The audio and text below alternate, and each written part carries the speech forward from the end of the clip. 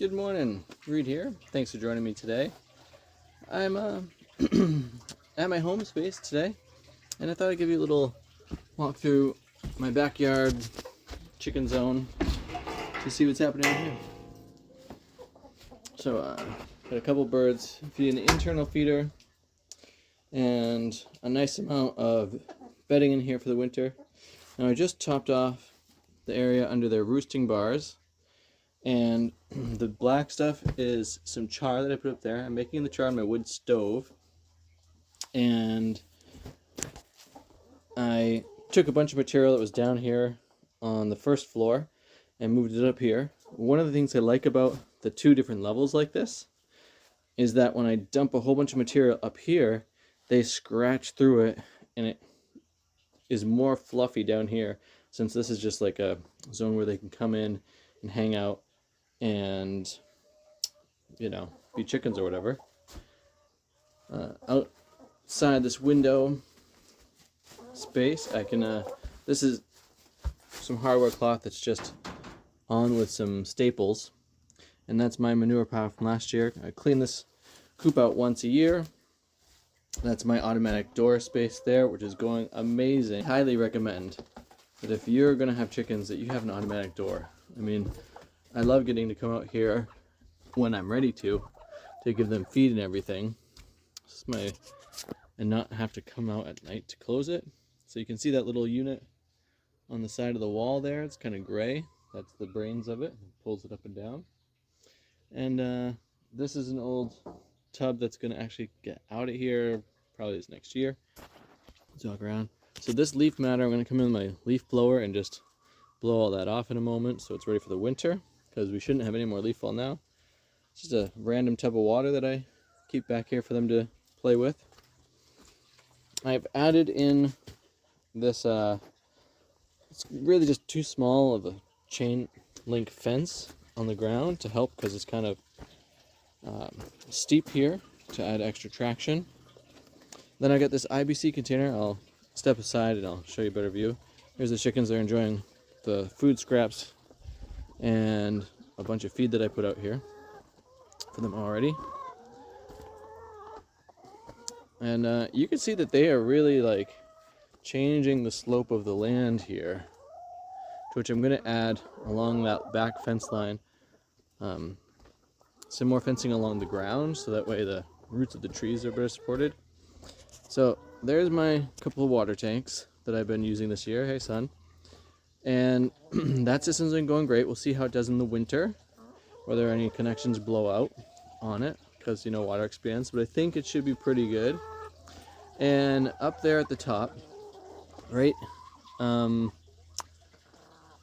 that elbow joint, the 90 degrees, I'm going to put a T in and put this section of 2-inch PVC onto there, and then I'm going to run that over to this IBC container. I'll put a screen on the top of that to filter out any bits of material that get in there. And then I like the 2-inch better because it's easier to clean it out if I need to.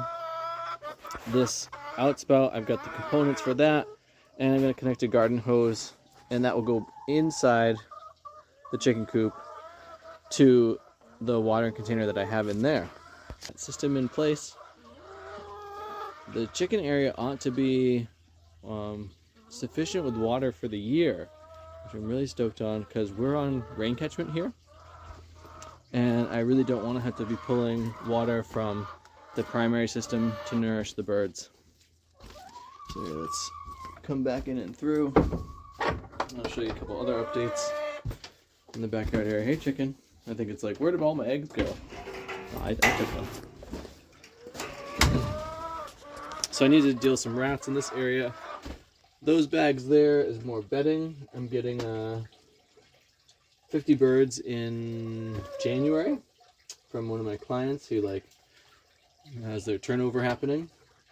I got some of the garden tools for here up there. These PVC pieces here are in case I go away on vacation. I can augment my feeder system in here with those to have like a lot more feed happening there. Then I got a bag of char here I got a bin of char for when I'm making my bin in the house. In back of that is a thing that's got some vegetable oil in it that I keep my watering can in here, the top of it lubed up because it's got a vacuum seal on it. There's a heat lamp in here. When it gets, freezing for like a week or so, I'll bring an extension cord up. I'll run that heat lamp right beside their water, and it keeps the watering sufficient for them. In the same bucket with the vegetable oil is lime.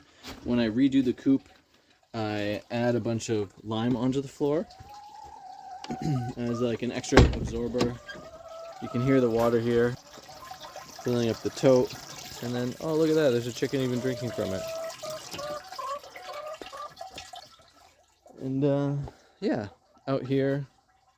So these are actually full of old feed from sheep. And what I've been doing is I got this hole here. If you've watched my video about my hugelkultur mound, this is it. It's now thoroughly watered, so I'm going to actually top it off with the material that's there. But I put a whole bag of that old feed into it, and then I'm going to take this material there, which is like mulch material, and cover it up so that way the soil organisms can do their thing. I've taken out my squash patches.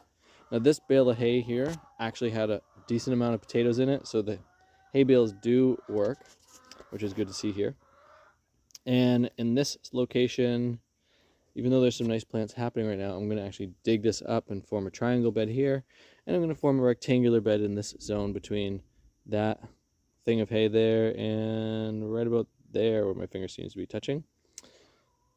My zone 1 right along my path growth for this next year. And then as I come over here from the back some to my messiness, this IBC container is going to become an aquaponics culture. So I'll take off at about this, right about there, just below that horizontal bar. I'll cut it and I'll flip it over and have vegetables, and I'll turn it 90 degrees and have vegetables growing on the top, fish in the bottom. The fish water will then go into, and I've already mentioned this if you've seen the videos, but some horizontal grow containers, like probably do vinyl in the greenhouse. Now a couple weekends ago, I had a couple of friends over and we worked on this project, which is my 2B rocket mass heater project, but we only had so much refractory cement, and so that's as far as we got there. There's a couple pieces inside going for the burn tube, so I look forward to giving you an actual better look at that later on. But I want to show you this because this is kind of... So, there's all these bugs that are like eating up my kale pretty hard here. I got some parsley growing, which I'm pretty stoked on. And in there somewhere is a gummy berry. Hopefully it'll survive the winter. I think so. It's already dormant. Now here's a little apple tree right here. So it's got no leaves on it. But look at this one over here. Like, we're December 8th right now. Those are apple leaves. I can't believe it. Anyway, and there's still a little bit of color in the garden. I don't know if you can pick it out, but there's a few, what do we call them? Right now, that's okay. But a few flowers still going on. I hate when I forget the names of things. What about you? And then, look at this. Okay, so this pathetic potato tower, but now there's some potatoes coming up. And I'm like, dude, what? Then I got my back little patch here of lettuce and some greens, and a little bit more weeding to do back there, but I'm pretty happy overall. I also read a whole bunch of, like, I don't think I can call it garlic seed, but it was a client had let their garlic go. They didn't harvest it, and the top of the plant forms like its seed. Then the seed just started turning into like little bulbs. So I took those and I just threw and scattered them all over the place back here. And that's my early December update.